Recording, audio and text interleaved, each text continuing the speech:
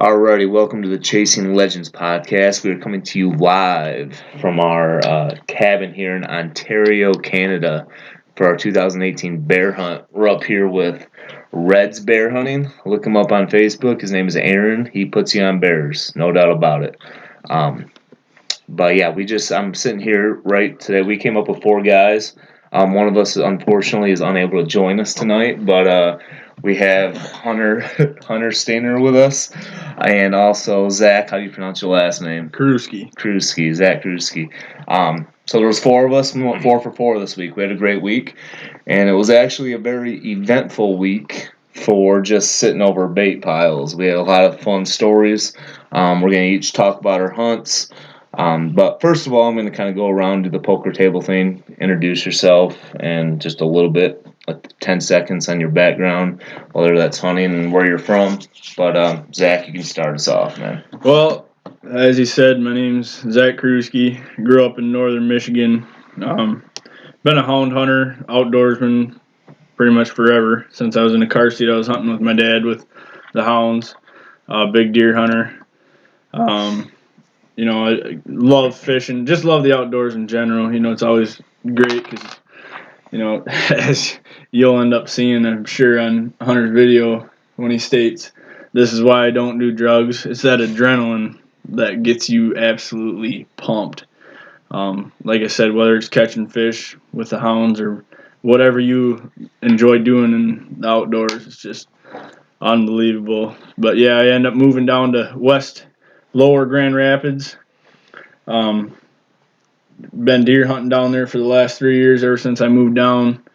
So I'm glad everybody ended up making it up here to Canada because it's just a great spot. Let me stop you there short. Now, just to get you, Zach actually hunts. You hunt a lot of public land down in Southwest Michigan, correct? That is very correct. You look around the country, you might be hunting the hardest, most pressured pieces of property in the country. It's unbelievable. You drive down some of them roads that's state land, and especially in Hastings and Allegan, you drive down the road and probably every 100 yards there is a public hunting sign, which doesn't happen very much. I mean, it is a publicity stunt, and there's people pulled off at every corner, every place you can pull a car off.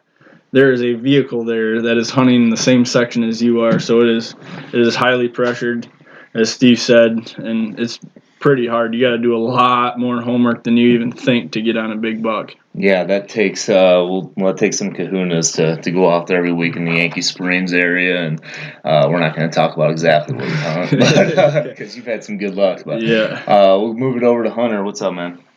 Hey, doing? I'm Hunter Stinger. Me and Zach actually grew up together. We been friends forever. We went to college. We played against each other. Played some baseball. Been hunting and bow hunting and my whole life. Never really got into gun hunting for anything. Just try and stick with the bow. Make life a little more harder on yourself. Big trapper. I live for it. I think about it every time I'm out somewhere. I'm thinking about trapping and a good place to set some steel. So. It was actually kind of funny on ride up with Hunter. I rode with him all the way here to Canada, and he was talking to me about it because we went out this winter. I knew a spot where we had, I had some beavers, and I had trapped it the year before. Hunter came out with me. He's like, I really want to get on some beavers, and he come out. We spent a day setting traps, and the next day we had 2 hits, had one beaver and 1 miss. Which was probably a muskrat. It might have been a muskrat.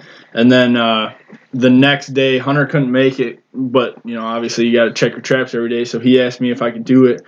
I made it down, and he said he wanted 2 beavers. And the first beaver was about 35 pounds. The next beaver was a 52-pound hog. I mean, this thing was a beauty. But on the way up here, I can't tell you how many times Hunter had been like, "Oh man, this would be just a beauty of a spot to trap." The whole way, coyotes. No, we're tracking his bear today. Like, if I'm tracking an animal, like that's the only thing on my mind. And he was just like, "Oh, this is a great spot to trap." Yeah. Oh yeah, the beavers were everywhere today. I couldn't believe it. It's just unbelievable, man. All right, go ahead, Hunter. You can keep going. So being from Michigan and all, I feel like it's one of the toughest states. I don't think there's a harder state to be an outdoorsman. Deer look up into trees. They're trained to do that. They're nocturnal. Turkeys, you slow the truck down, they're on a fly. They're starting to fly. Coyotes are just incredibly smart. They don't come into calls. It is just a flat out tough state to be an outdoorsman. Definitely. I mean, I've always said, like, if you can succeed in trapping and hunting and pretty much any kind of game in Michigan, you can succeed. I used to say anywhere in the country, but we are so far removed from the West. Like, that's just a whole different kind of hunting. But if you can get it done in Michigan, you can get it done anywhere in the Midwest. I agree. Absolutely. Yeah. I actually went out to a trapping academy this spring with three of the most prolific predator trappers in the United States. Nobody takes bigger numbers than these guys. And they all say they've trapped Michigan, and they all say that it is a very, very tough state to be a part of. And it was in Kansas where the academy was, and every fence row, every corner, every brush pile has got coyote tracks on it. You just do not find that in Michigan. You just flat out don't find that. No. It's totally different. Even though we do have a lot of coyotes, it's just they have an extra brain cell. They do, man. They're smart animals. It's crazy. What got you guys into trapping? To be honest with you, me was my cousin. His dad was a big trapper, and he kind of wanted to follow in his footsteps. So he was always talking to me, about trapping and whatever. And he's like, we should go out sometime. We should go out sometime. Well, then he got his dad's traps, and he started wanting me to film him. So I'd come along, film him, help him set, and he ended up being pretty successful on that west end. He moved down. He's up by Muskegon, but so it's a Muskegon waterway. There's Muskegon River going through there, so you have to actually have a special permit and whatever when you're trapping along that. But he was just, once he started getting into it, he was reading books, he was watching YouTube videos, everything. He ended up being pretty successful, and he wanted to get so many the first year to send them in to get tanned, because you get a discount once you hit a certain number. So he came down to Grand Rapids, and I said, yeah, I know where some beavers are. So we went and trapped that, actually the same spot Hunter set traps, but it was a couple years before that, and I just kind of got hooked. It was so much fun. Be honest with you, my cousin, the way he put it was, every time you go out to check your traps, it feels like Christmas. It is so rewarding. You don't know if it's the present you wanted. You don't know if you didn't get a present. It's a present you didn't want is like a missed trap. Didn't get a present, nothing caught, and then the present you wanted is just this exactly what you thought was going to come through there. Your traps hit, whether it's an otter, muskrat, beaver, coyote, fox, whatever. It's just, you get this just bumping feeling in your heart. It's just wild. It's getting. I focus on coyotes because that's what I've been trying to be good at, because they're very abundant and their prices are good. But it's getting that coyote to step in thousands and thousands and thousands of acres to step on a 1.5 inch circle. Yeah, that's crazy. So is that why it's so rewarding? That is just very rewarding. Yeah. So let me ask you this: shoot, let's just keep it in the mitten. Shoot a buck that goes in the commemorative bucks in Michigan is a top buck taking the state, or just kill it in trapping season with a bunch of coyotes. Kill it in trapping season. Really? I'd take 100 coyotes over a monster buck. What about 2 coyotes?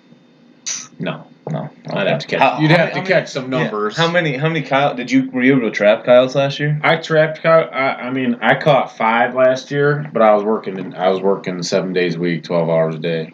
And I kind of got permission around some areas where I was working and staying, and I ended up catching 5.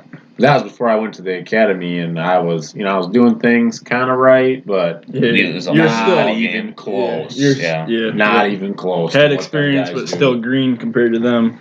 How'd you get into it? I was just younger, and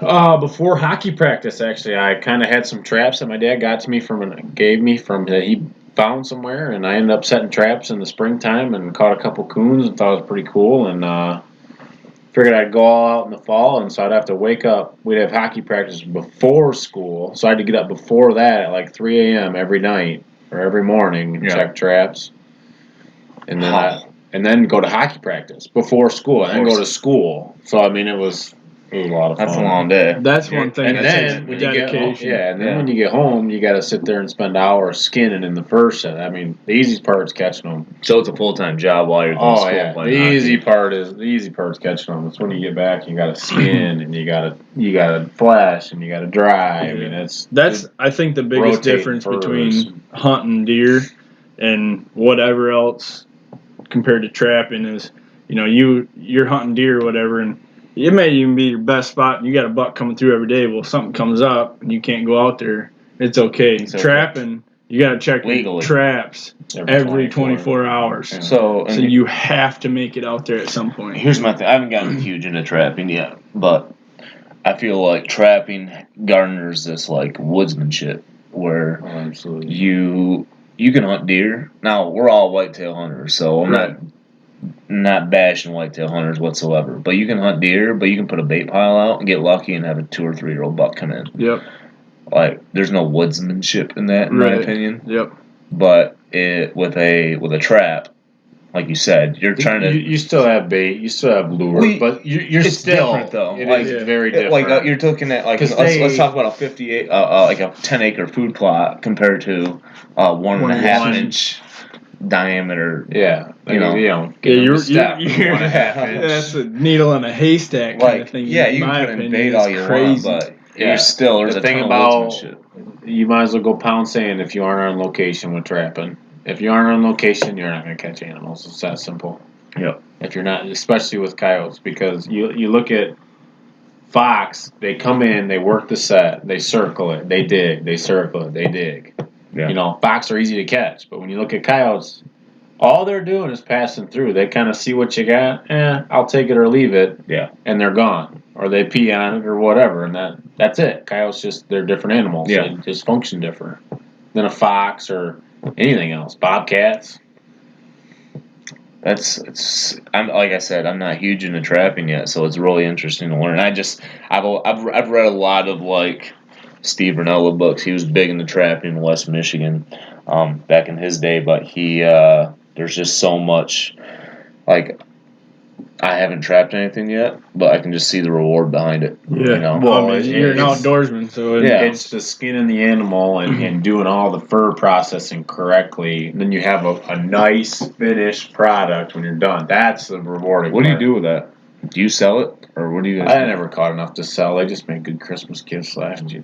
Nice. Everybody wanted one. I couldn't believe it. I told them I was trapping coyotes, and I gave all 5 of them away for Christmas gifts. Yeah, save some money. Yeah, everybody loved them. It's not like there's a whole lot of money in it either these days. No, it's not like the 70s and 80s. Predator control that's where the money's at. Well, it's like in Texas. Yeah. Predator control in Texas is big. 100%. Well, that's we're gonna quick shift over to our bear hunt this week because Zach? Let me talk to you on this first because you've grown up hunting with hounds and bear. This is your first bear with a bow over bait. What do you think?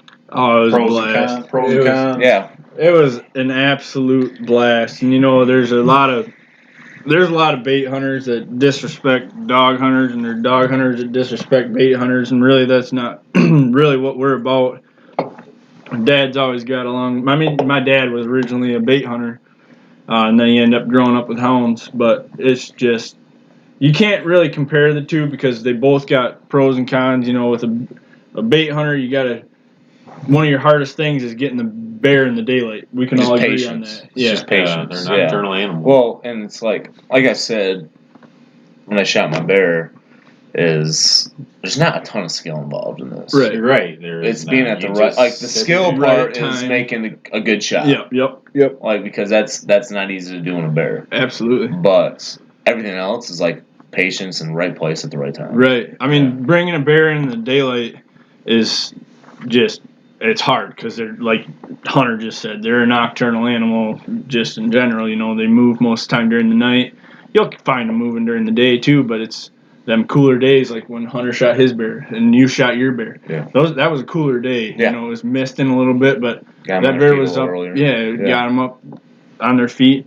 And in hound hunting, which absolutely I love just because you get to see your dogs performing a skill that you'd never understand if you never did it. But it's just, you know, like with that, you got to have a dog to have a good nose starting the bear. But, I mean, and Aaron does both of them. He's got a guy that comes from Republic in the Upper Peninsula that's usually here in the spring and the fall. He didn't make it this year, but it's just something you'll never experience if you don't even look into it. You know, you'll never understand that rush of either or if you never do it. Yeah, I mean, from the outsider's perspective, growing up, like in Michigan, I would say 75% of the people that hunt bears are do it with hounds. Right. There's not a ton of bait hunters in Michigan. Northern Michigan. It's so hit or miss. It is. From an outsider's perspective, I didn't really know what was going on. Right. You know what I mean? Yep. Like you have this huge background. You shot you say 5 bears. You shot 5 this bears. one's 6. Yep. Yeah. So you shot 5 bears on hounds. Like for me, it was like, I was like, what's the point of chasing a bear down and climbing up a tree? What's the woodsmanship in that? But the way you describe it just opens up a whole nother, opens up my eyes a little bit.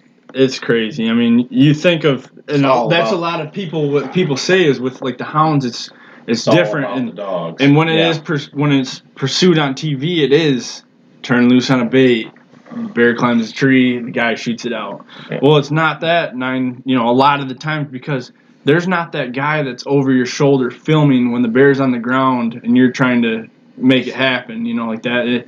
It just doesn't happen like that. And you got, the way we look at our hounds is kind of like a sports team, like a baseball team. You have your pitcher. Pitchers really don't, they're not, in my opinion, that great at athletes in general. We're all college baseball players. We have our opinions of pitchers, man. Right. But you got your head case. you got your dog that's got a good nose that can start it. You got your dog that's fast. It's just the skill of that animal, and you turn a dog that doesn't have a good nose loose on a bait where the bear was there at 8:00 the previous night. It's probably not going to happen. Yeah, exactly. It does take. It's a lot different than people kind of think of it as. I've never had dogs, but I've been around Zach and I've been around our cousin Scotty enough, and they both have dogs to know that it is all about the dogs. Yeah. All about the dogs. Yeah. I still have a tough time understanding that because I didn't grow up that way, so I'm all about the kill because we run coyotes a lot with dogs, and hey, I'm all about saving deer for the next year. You know what I mean? Yeah. I've got to kill that coyote, and it's like, no, it's all about the dog. It really is all about the dogs. And kind of clarifying on your all about the dogs thing is like, okay, sitting over bait. For granted, we were within a week time, but if you had a tag and you lived up here the whole time, you could sit every day, whatever, and you could pick and choose your bears, on different baits. When it's all about the dogs, if it's a small bear and your dogs did a heck of a job, everybody is ecstatic. It doesn't matter if it's a small bear. It's your dogs did a phenomenal job doing what they do at their best. Exactly. That's, just like I said, opens my eyes to a lot of other, like I was talking to you this week. I'm going to we have that property up north. Right. In that Onaway area, northeast Michigan. So I'm going to start putting in for my bear tag, but that's definitely intriguing to me. I do want to talk about each of our bear kills this week because I feel like we had a lot of. I don't want to. Yeah. Sorry, buddy. For just sitting over bait for a week, we had a lot of interesting stories and a lot of firsts. I shot my first bear with, Zach's your second bear. That's my second bear, yeah. Yeah, with a bow. My first bear with a bow. Zach, your first bear with a bow, even though you shot quite a few with the hounds. Yep. Hunter, start with your story. Okay. We'll start with your week. So, because I was here last year and I I've been talking this place up for a whole year because I knew I was coming back because I loved it so much here. And I actually shot a really nice bear that was ended up being 250 last year. Yeah, 7-year-old bear, right? Yeah, it was 7 years old when because you send the teeth in. You send a tooth in and they age it and stuff. But so I came back this year being a little picky, knowing that I already got one. And so I saw a bear. I don't know, it was the third day. I had it in there all night, and I drew back 3 times on it. And finally, I ended up deciding it was just flat out too small, and I let it go. I mean, it was in there for 3 hours, and then the next couple nights, Zach shot his bear, and he came and started filming with me, and had another bear come in. Sunday night? Yeah, Sunday night he came in. Yeah, Sunday. Yep. Sunday night it comes in, and we're like, man, it's just too small. It's just too small. And then I didn't get excited like I should have. And you have Zach with you. I've seen a lot of bears. Yeah, so that helped me decide because he had a good eye for it, or so I thought. And then, Just wait, before I'm going to quick interrupt for any listeners. Like, a bear, I think we all can agree when you're looking at, like, when you're trying to decide whether a bear is big enough, like, to shoot or if you're going to be happy with it, it's the hardest animal. For sure. There's no 100%. There's nothing on the actual animal like a deer, like where it's got a rack or neck, it just doesn't have that. It's hard to judge. It is. I mean, people talk about like legs and ears and the head, cambered and belly. feet. Yeah. There's so many things. Again, there's so many variables that come into play that it's just so hard. So I'm kind of defending you here. We'll move on. So. All right, go on. So this bear comes in, and I didn't get excited about it, so we let it pass. And then we check cameras in the morning. No, we check them when we go. We checked them when we went into the bait the next day, and we had 2 bruisers on camera. One mid-4s, and another that was mid-3s. Had to have been. 2 really big bears.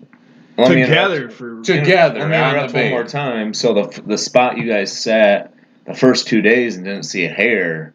Also checked the cameras there. And a 400-pounder was in there. Yeah. So it felt like there was a lot of options to kill some mature bears. Absolutely. Yeah. So then that night when we're sitting up there and we hear Steve, he gets his bear. And we're both ecstatic. I don't know, half hour later. We were dang near jumping in the sky, man. And so half hour later, in walks a bear. And I'm like, oh, that's the same bear from the other night. And Zach goes, oh, no, it's not. That's not the same bear from the other night. And I looked at it and I said, that isn't the same bear. It was ears were on the side of its head. It had a big head. It had trouble getting its head in and out of the barrel. And it looked as tall as the barrel. And we got it all in footage. Everybody, the guide included, everybody said that's a good bear. Yeah. And so we made the decision to take a shot on it, and I took a shot on it. And I thought I made a decent shot, but I really didn't. I was quartering away. I got all liver. Which isn't a bad shot. I think we were just a little hot. We were 30 feet in the air. We were 25, 30 feet in the air, shooting down at an angle. I mean, that arrow was only in the bear for about 4 or 5 inches. I mean, it was a little bit more than that, but I mean, still, it's just that angle coming down instead of... flat. I mean, the shot can still be made. It's just... The thing is it's tough. I missed my spot that high. If you're that high and you feel like you missed low at all, you missed way low. Way low. Yeah. Yep. I missed my spot by a couple inches is all it took, and that bear ran an extra 150 yards. Yeah. And so we tracked it, and this river is it's a snake. It just winds and winds and winds, and we had to search all these fingers. Well, finally, we get blood. Miraculously, we find blood. On the other side of the hill where Zach filmed it go down the hill. Yeah. Yeah. But it was found on the left side on the west side of the stand. When Hunter shot, that bear left. It's all on film. Full speed down a straight downhill. Luminat came back out the entry hole, so he was shooting a muzzy. Went through, came all the way back through, came out. You think that ripped that thing apart? Yeah, and the bear came over, and like Hunter said, we grid sectioned the whole night. Because we pretty much had no till blood. We had no just blood. half hour after dark, and then Aaron pulled us. Yeah. So then we came in the next day at 9. And just canvassed. We walked, I don't know, 600-700 yards in one direction. We thought the bear went. And we grid searched all that, nothing. And then finally we were walking back to the truck, and Zach was still working the fingers on the river. And I'm like, you know what? I'm gonna go get him. I'm not gonna leave him there just in case he doesn't know what's going on. So I walked down there, and I go, hey Zach, we're gonna go on the other side of the river. We don't know. And he's like, holy smokes! I just found blood. Miraculously, one little leaf. And In the middle of a massive swamp, we find blood. Good blood. Where we thought a bear wouldn't have. We never thought in a million years he would have ran where he did. So we're following it. We got blood, and it looks like he barrels into the river and crosses the river. Which, you guys came to the edge of the river. It went And it was all broken up going down and into there it. was an opening. The blood was only 3 feet from the end. Absolutely. From with the drop off right there. So we think he crossed in the river. So we get on this big finger on the other side of the river, and we canvass that whole area. And we're like, man, we just can't find nothing. So we come back, and me and Zach are like, well, let's backtrack. Let's just go back to where we got blood. And so Zach, we go to the last spot, and he kind of backtracks a little bit. So I just walking 15 yards away from where we got last blood, I find one little tiny speck on a piece of grass. Just a little itty-bitty microscopic piece of... And you guys were about to walk back up the hill. Yeah, we were about done. We didn't know what to do. So I find one little spot. Unfortunate. And, very unfortunate. But and then we kept finding it. We kept finding it after that, and then finally we get to the river, and the bear kind of takes a turn up the bank and goes into some pine needles, and we're like, oh, geez, what's going to happen now? And so I stayed in the river, walking the river. Zach stayed on the high ground, and did you guys when you guys were looking at this blood, did you guys have an idea that you had gotten some guts?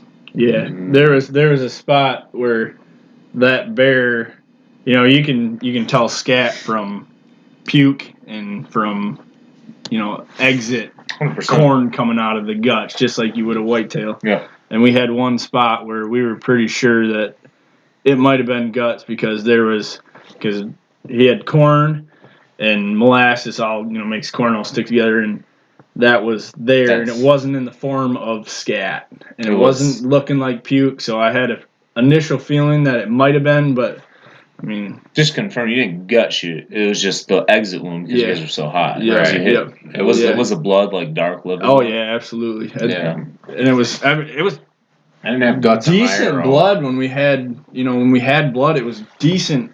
I mean, right when you see it, you're like, yeah, for sure, that's good blood, and but it's liver. Which is weird though. The thing I think that threw us off a little bit is your arrow was like bright red blood. Yeah, very much bright red blood. It was. The whole thing. We looked at everything. we went over the film in serious detail, and it looks like a good shot. It flat out looks like I mean, we all watched it. We all played it on my all four of us. Aaron. Who else? I mean, Bill watched it. We all three watched it. We replayed it on my camera 10 times. We put it on the computer 2-3 times. Put it in slow motion. Slowed it way down. I just flat out misjudged where those vitals were. I put that arrow maybe a little higher where maybe a little bit wanted to. Yeah. I put that arrow where I wanted to. I put that arrow exactly where I was aiming. An inch or two high and an inch or two left, now that we know, would have been the best shot. He wouldn't have made it down the hill. No, he probably wouldn't have made it out of sight, to be honest with you. Yeah. I mean, and so maybe a little higher quality camera would have done the job. Yeah, it'd probably been it too. Well, I'm standing in the river. Zach's standing on the high ground, and Zach goes, "Holy smokes! You want to go get your bear?" I go, "What are you talking about?" And I look over. And there it is. It died right alongside the river. And this is after, an hour last night and probably 3.5 hours. We got in at 9 and we didn't find him till 12:30. Yeah-ish. The bear only ran 80 yards from bait. Straight from the bait. Straight from the bait. He probably took a 250-yard trail, but he ran 80 yards from. They don't die 80 yards from the bait. Made a complete circle around that finger we were hunting on. So, and then I get this bit. Yeah. So I get there and I'm like. And by the way, let's just be clear that even though Tommy cannot join us for this podcast, so I hate to defend him. You were giving him shit all week about shooting a small bear. Oh, yeah, absolutely. Why wouldn't you?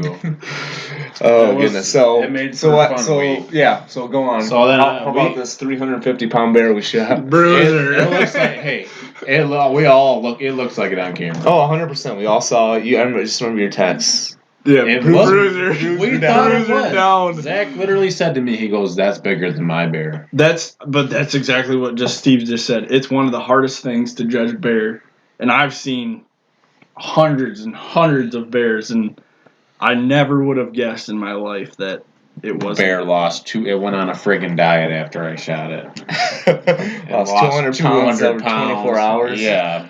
But that's the thing, though. I mean, you were still absolutely ecstatic, happy with your trophy, and that's what it's about. I am. I'm bummed because I was a little bummed, but it's done and over with. I don't have to eat a tag, and we had a great. I mean, it's a great week. When we got there, and that bear might weigh 150. Which is still, I mean, that's a little bit. I mean, 200 pounds is probably an average bear, I would say. You know, you get your bigger ones, but I'd say an average bear killed is about 200. So you're in Ontario. Yeah. Right. We're not hunting in northern Manitoba here. And Right. that just after that whole adventure, the night before today's adventure, finally finding that blood. I mean, we didn't even know. We couldn't find blood for 4 hours. 4 hours. We didn't get in there till 9 the next day. You found it at like 10:30, 11. Yeah, 11 but so there's you two the one day hour put the night the hour the before. night before. We couldn't find 3 anything hours. besides the arrow. Yeah. You know, it was Even though we were in the wrong direction. yeah. Gosh, can you think about where we were when we were walking through that open hardwood? Nowhere near it. We weren't even within 1,000 yards. We were a half mile from the Yeah. damn thing. Yeah. It was just no one would have guessed it would have went that way. Not at all. But And you were what, 10 seconds when we originally? That night before, I had walked right over that blood. Yeah. I had walked Well, right over. Hunter- But it was Hunter- raining. yeah, Right. yeah. Lights. Yeah, lights weren't that focused one point. You Yep. can't look around. Hunter come off the bluff and he's just yelling because he didn't know where he was, so he's shouting. He's like, Zach, and I was just like, yeah, because I'm dang near right in front of him, but everything's so thick. I'm just on the other side of tag alders from him, and he's like, everybody's going to the other side. We're gonna start grid sectioning, and I'm like, all right, yeah, 1 second. And I might have taken 3 steps, and I look down and there's the blood. So like you said, we were 10 seconds away from not even finding the blood. Yeah. That's just unbelievable. I It's mean, crazy. I think the best thing about finding your bear, even though, wasn't what we wanted size-wise or what you wanted, that solidified. We went 4 for 4. Yeah, it's pretty awesome. 4 for 4 Absolutely. on film. On film. You can't beat that. That's a happy group, man. I mean, that footage that we got of that bear is sick. It's You can't get better. No, it's beauty. Yeah. Yep. You see the arrow go in, go out. I mean, it's awesome. That's the greatest thing. That is the greatest thing. It was cool. I'll quick jump in my story here real quick.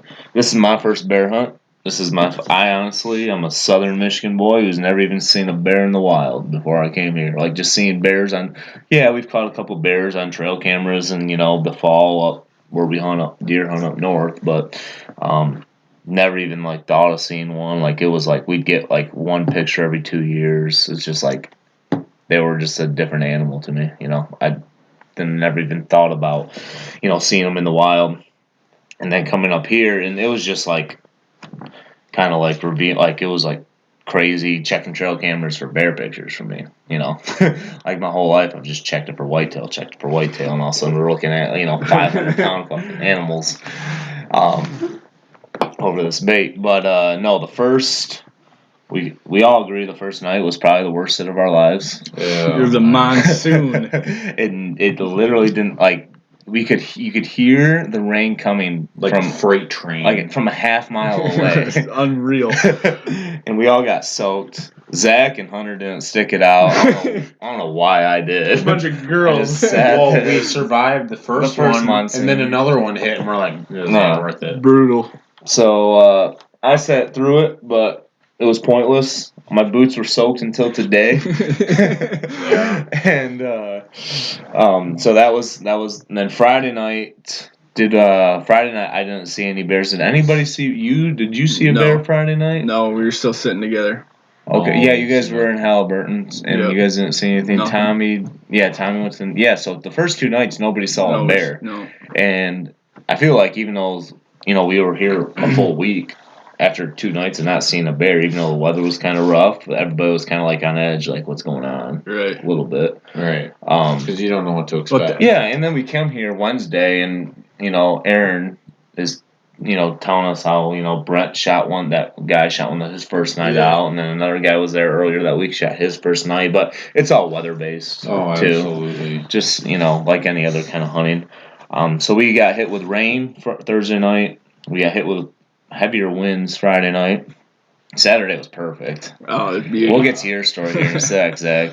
So 2 out of 4 of us tagged out Saturday night. We were probably a couple steps away from going 4 for 4 Thursday night. Very close steps. Yeah. Because you had that bear around you. I drew back 3 times on that bear that night. Yeah. And he had a stand creek.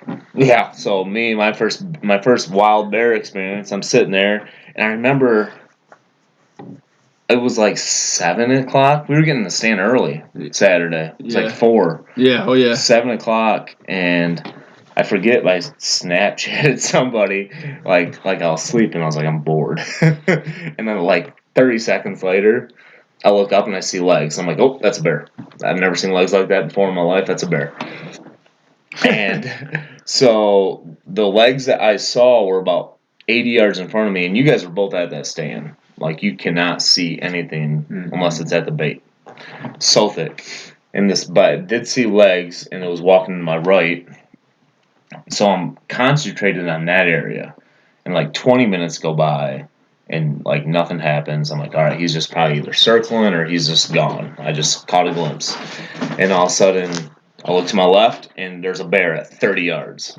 You guys were always saying how quiet these bears are. They're ghosts. They're literally ghosts. It's crazy. Like, it can be dry as a bone. You won't hear them. No, I know. It was dry that night. It was perfectly dry. Like, yeah, we had some rain before, but anyway, leaves are on the ground everywhere. You can hear squirrels and chipmunks chattering around and making all sorts of racket, but you won't hear a bear. I can hear a raccoon. You won't hear a 300-pound bear walking through the woods. Oh, I hear raccoons coming from like 50 yards away, 60 yards away, and all of a sudden, boom, he's there at 30 yards.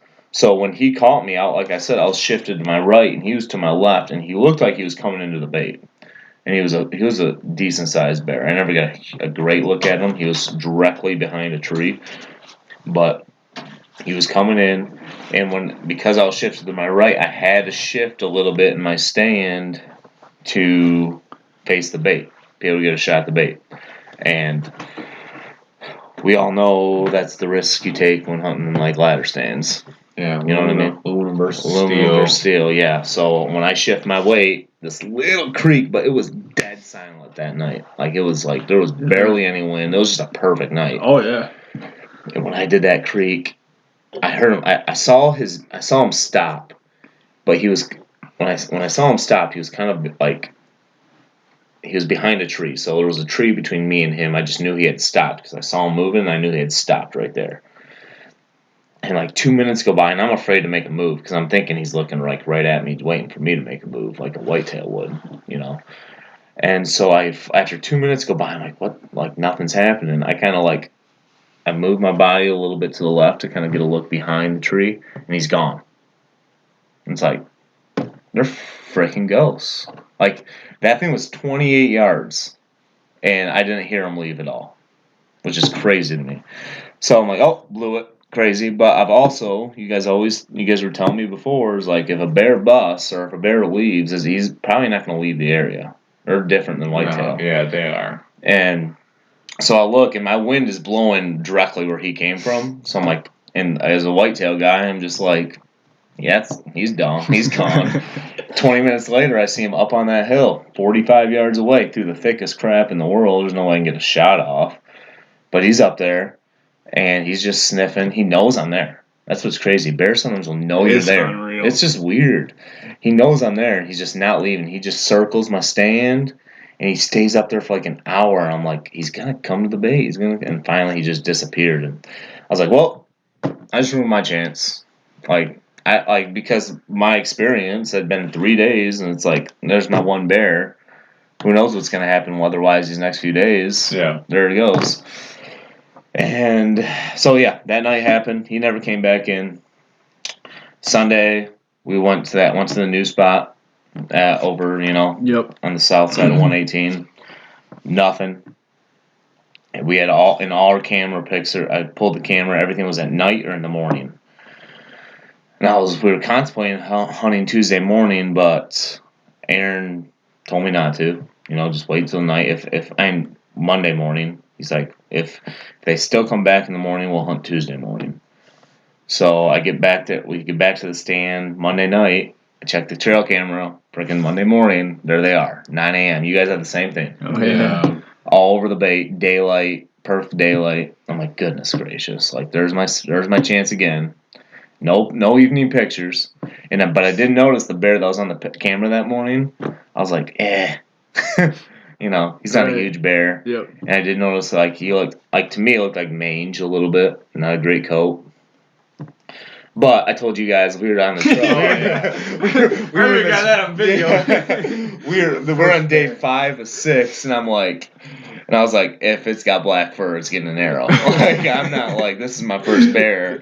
I'm not judging legs, ears. I'm just seeing black and I'm shooting. So Aaron did mention it was colder. It dropped 20 degrees. Oh, that was a cold hunt. That was a cold 50-degree hunt. He's like, they could definitely be moving earlier. So getting the stand about 4:45. 6 o'clock hits. I actually texted Aaron and I was like, hey, bears come from this area. Where do bears come from the bait here? I doubt they come from behind me because the road is, the dirt path is right there. He's like, they come from out in front of the bait or they come to the right. So that was where my main focus was. 6 o'clock hits. Look to my right. There's a bear. 30 yards. Walking in. And he's walking on a beeline toward the bait. I'm like, here we go. And he stops behind this bush and just stands there for 2 minutes. And he whirls around and goes back where he came from. And the wind's in my face. I'm like, what the hell just happened? I was like, it's just not meant to be this week. He's gone. But all of a sudden, 3 minutes later, I think he's just circling the bait. He's coming in and he starts coming in right in. He actually walks 10 yards underneath me. And I want to be patient, wait for him to get to the bait. He almost walks to the bait, then he catches my footprint. Turns around, follows my footprint all the way to the base, almost to the base of my ladder. And you talk about so we were talking about this hunt doesn't take a lot of skill, it takes skill on the shot. But I think what makes it the most what makes the shot so difficult, yeah, you're shooting at a bait 20 to 30 yards away. You're freaking adrenaline, man. Oh, yeah. Oh my god. This is not a whitetail at a bait pile. No. This is a predator at a bait pile. The apex predator. The apex predator of the area. And when you have one walking toward your stand and getting to 4 yards and following your foot track, try to match that heart rate. You know what I mean?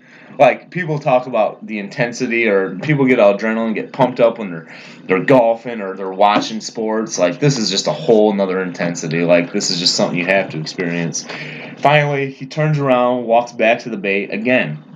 He might know I'm there. I don't know. He noticed he was smelling my footprints. It's just weird. And you guys were giving me crap because you guys sit and watch bears at the bait for 45 minutes at a time. Right. I was like, first of all, he went and sat at the bait. I was like, oh, I'm going to Instagram live this. And 12 seconds into my live video, I'm like, what the hell am I doing? This is probably the only last bear I'm going to see this week. I got to shoot this thing. So I put the phone down, and he's on the bait, and he circles it. And he's only been at the bait a minute, and he circles it, and he gives me a somewhat broadside shot. And I was like, Hunter just talked about sitting at a bear sitting at a bait for 40 minutes. You can't get a shot. If this is the only shot I'm going to get, I'm going to take it. Yeah. So, and what I did was, because everybody said, it's a stronger shoulder than a deer. Like, Yep. stay away from that front shoulder. Oh, yeah. Yeah. So I took the pin and I moved it probably like 2 inches back than what I normally would, which subsequently I hit it hard. I hit it. You guys saw the footage. Oh, yeah. Smacked him. Yeah, smacked him good. He took off, and I'm just listening for the death moan. We'll get to your story here in a second. I was listening to the death moan, and I was like, I'm just waiting and waiting and waiting. Nothing. I'm like, what the heck? I mean, I hit him good, but then I called Aaron. He's like, yeah, they only do the death moan about half the time. You're fine. I was like, I'm going to look at, and I looked at the footage. I'm like, I smoked him. You know what I mean? But consequently, since I took it 2 or 3 inches back than I normally would, I got straight, like liver, one lung. Yeah. You know, and that's not going to put a bear down in 30 yards. No. So Aaron comes. My heart was racing for 2 hours after that shit. Your heart was racing that night when I watched the video. Gosh, man. Yeah, I was shaking watching the video last night, 5 hours after I shot the damn thing. And so I'm sitting there, and Aaron comes with his boy. We're tracking it, and we got good blood. We got good blood for about 120 yards. Just like step, like, you know, every step, there's blood, there's blood, there's blood. Liver blood, dark blood, both like, this is a dead bear. So we get to a point, and it stops. So we follow it for a little bit, what we thought was the track, nothing. We do this 20-minute, like, grid search, and now, like, knock on wood, I've never hit an animal and not found it. So luckily I haven't wounded an animal yet. Right. I haven't felt, like, that's my worst fear. What That's why Hunter felt last night. That's why that's the biggest reason why I practice. I respect the animals way too much. Yep. Like, I want to put a lethal hit and have this thing die quickly. Yeah. You know what I mean? We're not in this just to kill stuff. Right. You know, No. we're here to explore the area. Sportsmanship, man. Yeah, exactly. So my heart was just sinking. I'm like, I better not have wounded this thing. By the way, not a huge bear, but when you've never hunted black, I'm going to backtrack here. Never hunted black bear. Had that nice one come in Saturday night, but Monday night, like I said, if it's black, it's down. When this guy was coming in, I noticed what I thought was mange. What it is, it's rubbing. Yep. They're rubbing their fur. Coming off their hibernation. Yep. And he doesn't have a great coat. Kind of rough looking bear. Cool snout, you know. But anyway, so like when I saw, I was like, this is the bear that was here this morning. Not the biggest bear, but if I came here to shoot a bear with my bow, if I can shoot a bear with my bow on camera and get, go back to the States with some bear meat, that's all that matters, you know what I mean? Absolutely. So there wasn't a question in my mind when he came in. I was like, this is the one from this morning, but I'm not going to let this guy go. You know what I mean? So I shoot him. We back to the track and get there. And also, Aaron's son, Owen, who's 12. Yeah. Yeah, we're now like body searching, looking for blood. Like, where did this thing go? Turns out he took like a hard 90-degree angle to the right out of nowhere, and it doesn't look like you can. Like, you know how like when you're tracking an animal, it's like there's no way he went that way. You can see kind of the direction that they normally they'd be would taking. go. Yeah. Like, normally an animal's going to take the path easiest traveled. Absolutely. Especially if they got an arrow in them. Yeah, yeah. But he went over this weird, like this huge stump. Owen found blood, and literally like 15 seconds later, Aaron found the bear. And I'm just like, I see it on camera. I'm freaking ecstatic. There's footage of my dad filmed me when I was 12 years old, finding my first doe. And I screamed like a 7-year-old girl. Very similar to that. Then I love it. That's the best part about. Well, I know exactly. Footage. So, bear down. I mean, not the biggest bear, probably a 4-year-old bower, but hey, I was extremely excited with it and extremely happy with it. And that's like, I was just like, oh, it's just so different than whitetail hunting. So different. Yes, it can get boring. There's a lot of patience involved. Like, I think I texted, I was like, you can't call in black bears. Like, you can't just, with a whitetail hunting can get boring early season when you can't do much.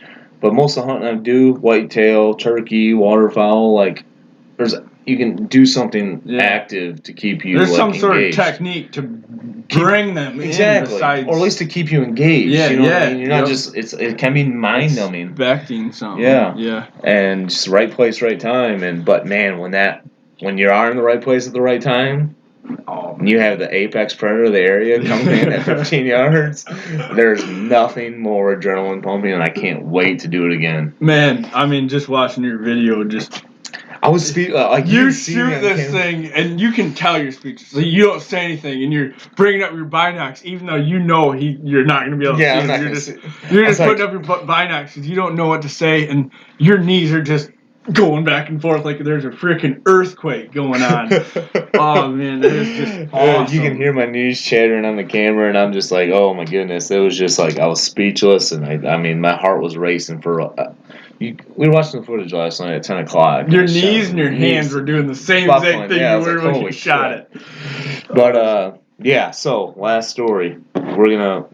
Too bad we don't have Tommy here because his story is good, and really wanted to tell that story on this morning. We might anyway because I'm pissed off he's not here. So anyway, but let's finish off with Zach, your bear hunt, because that was probably some of the coolest footage I've ever seen.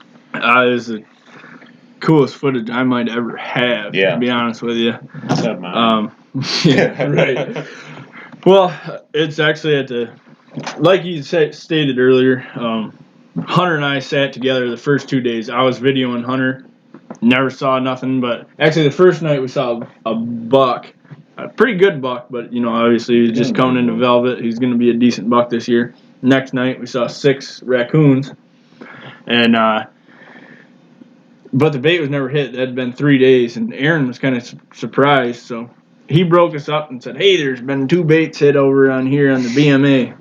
So we go up there and he shows us where actually Hunter knew where they were. So we checked them the previous day and put trail cameras out on both the baits, mine and the spot Hunter shot or sat at. And where I sat was where Hunter shot his bear last year, and he said his was about 250 pounds. I walked up there the day I sat by myself, which was Saturday. First time Hunter and I had been separated. So I was filming myself. I walk in there, and the first thing I do is set all my climbing gear down. I set my thermocell down right at where I need to climb my tree. Hunter's bow hook is still up in the tree, so I set everything down right there. And the mosquitoes about picked me up and carried me away. Them things are huge. They're just everywhere. I'm trying to get to the camera and check what I got on trail camera or whatever. So I put my other trail camera up, take that one down, grab the SD card, throw it in my camera as I finally get back to my thermocell and get cleared up. And I get up in my tree, get all situated, hang my bow, get the camera all up, and I look at it, and there's a bear, a decent bear, that come in at 8:20 the previous day. So I'm thinking, okay, great. This bear's going to come in hopefully around the same time. But wait, this was the trail camera that was off on the time, right? Yeah, it was off on the time. Yeah, because it came in. Well, when I looked at the photo, it said 8:20 in the morning. It said 8:20 a.m. And I looked at it, I'm like, oh, bummer. I ain't going to be able to get it. It's coming in the morning. This is a morning bait, whatever going on. And I'm still swiping through the pictures, and there's a martin there, there's a fisher, there's a raccoon, there's the wildlife up here is just unbelievable. Well, I look through it, and then all of a sudden there's me, coming to the bait. I look at the photo, and it says 4:32 or whatever a.m. And I'm like, well, that's off. And so I think about it, and I'm trying to do the process or whatever, and I'm like, okay, it's 12 hours off, because I came in at 4:32 p.m. And so I'm like, okay, perfect. That bear did come in the p.m. It's going to be great. I get up situated, and I'm sitting there. I'm kind of messing around on my phone, playing Clash of Clans and whatever, messing around. Of course, buying time. And Hunter, previously had told me where his bear came from, so I'm expecting him from this certain direction. About 7:30 coming around, I put my phone in my pocket, and I'm sitting there, and I'm just waiting and waiting.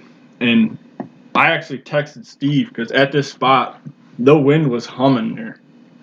I'm like, Steve, you got wind there? And he's like, no, it's calm. Dead. I mean, it's dead calm. So I'm sitting there. I mean, it wasn't 10 minutes after he texted, it died right down. So about 7:40, where I was sitting, dead calm. And I'm sitting there and hearing nothing, watching red squirrels pulling the granola and whatever at the bait. And all of a sudden, I hear this twig break. And like them other boys had said, these bears come into baits like ghosts. Yeah. They don't make a whole lot of noise. And right when that stick broke, I'm like, that's a bear. I grabbed my camera, turned it on. Sure enough, this bear's coming down right exactly where Hunter explained it. I mean, he's coming right into the bait. Same spot, if you're from my camera, he's going to be coming in right to left to the bait. And all of a sudden, he makes this kind of swing, hits this water, comes down. And I got this all on video. He comes, and like Steve said, he's 4 foot from, he's 4 foot from my tree. All of a sudden, he walks up to my tree, sniffs my tree, puts his paw on the tree, and looks directly into my soul. I mean, he looked right into my eyes, and I'm looking, filming. I'm like, oh my goodness gracious. Heart pounding a little bit. My gosh, man, it was unreal. You watch it all the time on TV, and where a bear, happens to climb the tree or tree next to him, and the hunter's like, whoa, bear, whoa. Well, I was waiting for that other paw to go up, and I'd have probably been saying it. And I've been around them for a whole lot of years of my life. All of a sudden, takes his paw off, and he starts heading into the bait. And on his way to the bait, he smells the next tree, and at each tree, he looked back at me. And he's like, yep, I know you're up there, kind of thing. And it's weary, man. It's wicked. And he goes around, comes into the bait, and where he lays down, he messes around with the bait, and he lays directly facing away from me. And I'm like, oh, man, I'm going to have to be real patient with this one. He dinks around some more. There he is again, laying right directly away from me. Gets up, walks around, he's leaving. I'm like, I thought the same thing Steve did when his bear left. I'm like, I missed my opportunity. Yep. This bear's not coming back in. He's done. See it on the camera. Apparently he wasn't very hungry or whatever. He didn't stay very long. And he makes a little loop, comes back in, and starts licking the grease that Aaron puts on the stump. It's kind of cool because I don't know if you can really hear it on camera. I didn't look at it too much, but in real life, it sounds like a dog drinking out of a water bowl. It's just slurp, slurp, slurp. Then he lays down on this log. And when I mean lay down on it, the log is between his back legs and his front legs, and his chin is laying on the log. Just chilling. Yeah, just chilling. And that changes where their vitals are. I'm like, I can't shoot it now because the vitals have changed.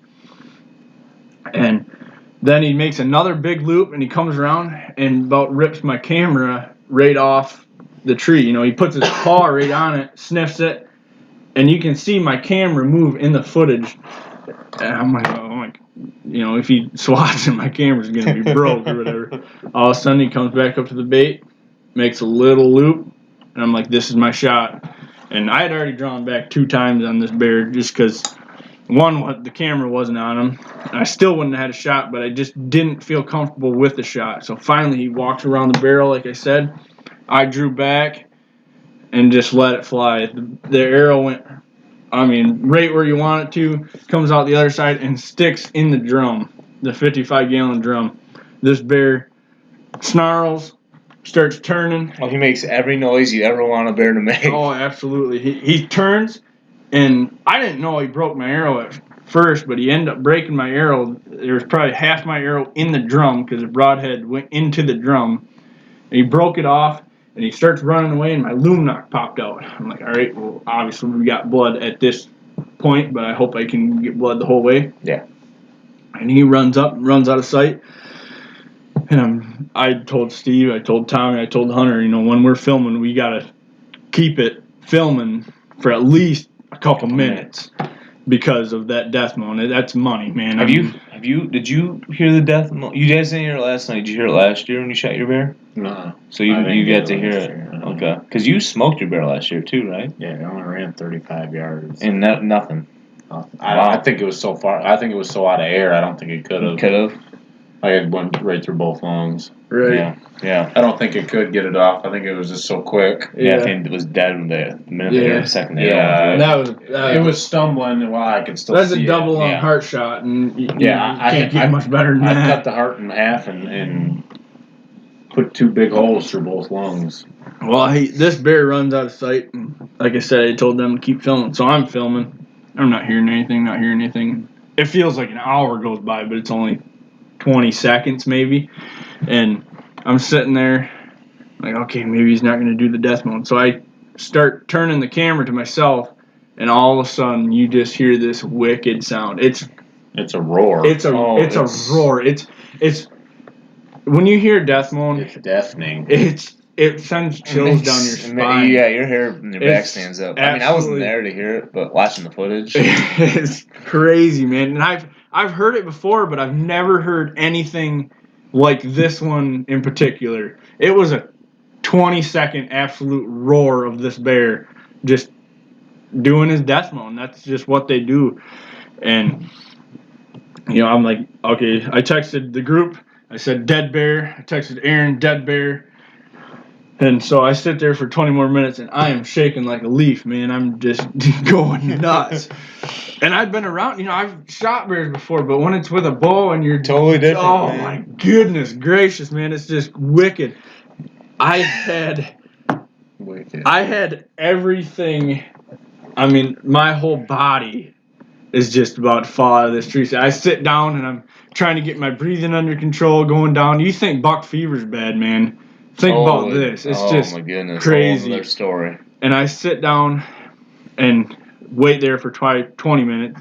I get down, get my stand all ready, and I walk to the bait, and I just said, I want to see if I can have blood on the bait. Well, then that's when I found out my arrow is broken, but I had a clean pass through with the broadhead. So I was kind of happy with that. I left everything. I grabbed my tree stand, and I walked out to the road. Hunter got down, picked me up probably 15 minutes after dark, and he just comes out of the truck just happy as can be. All I did was check. I left my phone, and when I was hunting, and I checked my phone, and all I saw was dead bear under Zach's name. So I was driving like a madman down some really tight roads. He is just cruising down this, and he gets to me, and he's just like, "You got one? You got one? You got one?" I'm like, "Yeah, buddy." And I was planning on trying to play it off like nothing had happened, and him asked me why I brought my tree stand out, and just be like, I guess I'd just bring it in when I'm going to film you tomorrow or whatever. And, well, he had already been on to me, and he figured out I shot one. So Aaron texted me. He went to go get Tommy's because Tommy shot one 5 minutes after I did. Yeah. And we end up going back in. Aaron told us to go back in, and we get there, pull my arrow out of the drum, try finding blood, not finding good blood. And bears in general just really don't leak that great because their fur's so thick, their hide's thicker, and it's just different. We don't find anything. I'm like, Hunter, my Luminox right here. We'll go here. I know I got blood there. Pull my Luminox out. Sure enough, find decent blood. Blood. Following it up, and then all of a sudden we can't really find anything. So we kind of did like just a quick little loop. I mean, 10 yards shining out. It's dark. Whatever. Get back to the blood, and I'm crawling on my hands and knees trying to find this blood, and it's drop. I'm like, man, I'm pretty sure that, I know that was a death mount. It had to have been. There's nothing else it could have been. But I'm starting to get worried, And all of a sudden, we get this last blood. We drop my Luminox at that spot. And Hunter's like, I'm just going to do a quick loop or whatever. And I'm walking kind of the same opposite side of the loop he is. And all of a sudden, he's like, hey, Zach, you want to come get your bear? I'm like, oh my gosh, just the biggest sigh of relief ever. And to be honest with you, the bear only ended up going 60 yards. Just out of sight. But died right where mine did. When it's dark. Yeah, a couple feet away. Yeah, it died 20 yards away previous year, from where mine died. And when it's dark, you're trying to take everything as slow as you can. You can't see that far, but it was just unbelievable. We get to this bear, and it was bigger than what I had even thought it was. Biggest thing I want to do is get this bear on film, get a good shot, get that death moment, and everything came together just perfect. And so we ended up going back and kind of refilming it. That last little track I've kind of reenacted what actually happened with Hunter stumbling upon it. And them boys come over, and I'm glad you guys did. I didn't know if you guys were going to come back to the camp or whatever, and they came out and gave me a hand pulling that out, and it was just the bear of a lifetime, something. Really, especially the bow. We're pushing 300 pounds. Yeah. Had the white patch that you were talking about. That I wanted. Oh, my goodness. That thing's got to go on the wall. It'll end up getting 3/4 and putting right in the living room for sure. It was just something that, like we said earlier, if you don't ever have the chance to, you need to try to, because this is just something else, man. Yeah, just a whole another ball game. So adrenaline pumping, so much fun. Before we close it out for tonight, because you didn't make it, we're gonna tell this. Does anybody want to tell the time? You might as well. You're good at it. Okay, well, so this morning, Hunter hasn't filled his tag yet, but he's got a bear down. Nobody's hunting. We're sleeping in a little bit this morning. Nothing's going on. Tommy gets up at 5 a.m. to go to the fishing guide, fishing. And so I hear him get up, whatever. Man. I keep sleeping. 6:45 comes around. I'm kind of half awake. He comes busting in the cabin. Straight to the bathroom. Hey, man, what's going on? I thought you were fishing. You're never going to believe what happened. You're never going to believe what just happened, man. I scarred this guy for life, is what he says. What'd he say? He saw my brown spot. So, Tommy blames it on the 5-hour energy he had this morning. Not sure with his V8. With his V8, I don't know. Yeah, that's dumb. That's a crappy excuse. I'm not sure exactly what happened. Probably just sick. He was sick. So he went on the boat, and he was feeling a little queasy. But he said, let's just push on. Yep.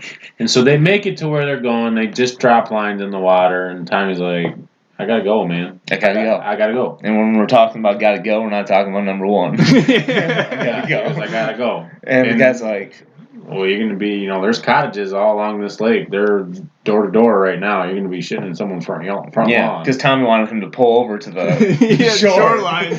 And all they got's a trolling motor. Yeah, they're going 2 miles an hour. And this guy offered Tommy to turn around 3 times on the way out. He said he was fine. And he's like, I'm fine.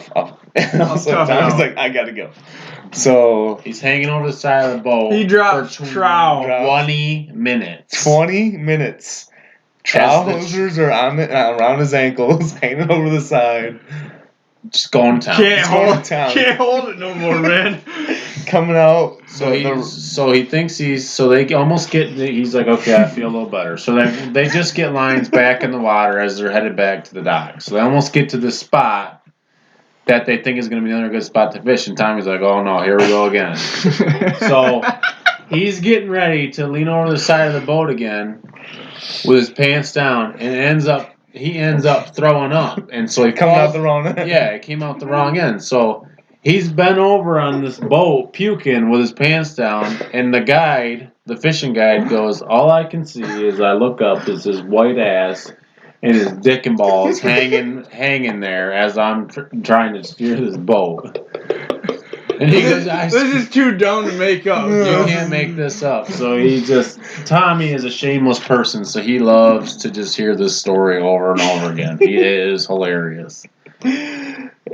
So yeah, that's pretty much the gist of it. We came back in. He sat in the toilet for another 20 minutes. But long story short, guide saw everything he needed to see, more than probably Tommy's dad's ever seen. Yeah. And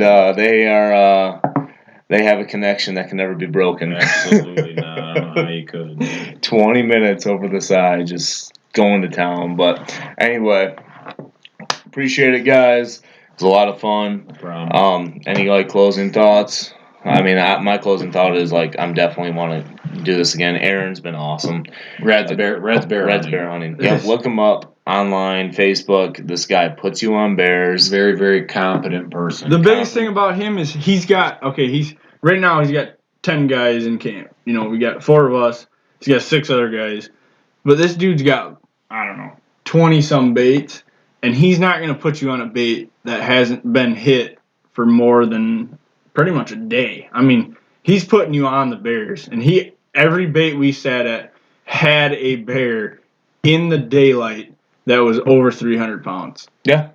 Every single bait. Yep. I mean, and this is Ontario. I mean, 300 pounds might not sound huge around here. Like 250 plus is a really good bear. oh, absolutely. Anywhere you go. Yep. So, yeah, look him up. He's great. His communication is awesome. Like like you shoot him a text or give him a call. If he doesn't answer right away, he's gonna give you a call back within 5 minutes. And he's a great price. You won't find a better price anywhere in the the whole North thing in America. general. We got him being our guide. We got Mike having us being able to stay in these cottages that are perfect for what you want. Like, I mean, I feel like I'm living large. Right you're staying on a lake. You can catch bass right off the rock edge right here. Yeah. Off the dock. You shoot your bow. We can play basketball. We can play catch. They give us a boat. Towns are 10 we minutes can go away. out. Town's 10 minutes away. You got Aaron has a taxidermy shop. We're gonna go skin our bears, get our meat that we want, take our pictures. Too. I mean, it's